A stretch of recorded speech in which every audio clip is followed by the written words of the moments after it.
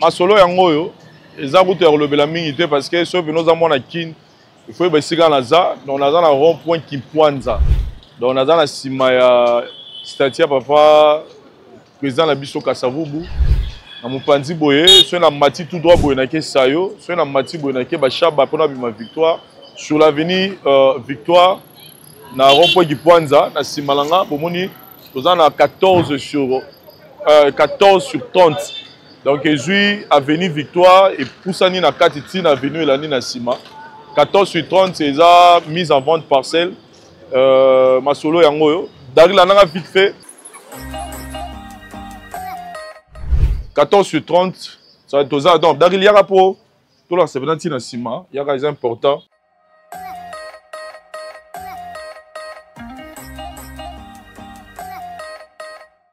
Voilà donc. Tobimiti na porte à Sima awa.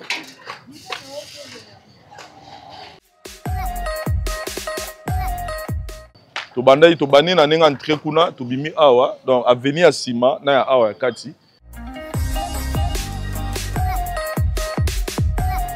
Tozana 14 sur 30 na avenue Victoire rond-point Kipwanza masolo ya mwana bobenga na numéro nanga to solango kimia. Merci.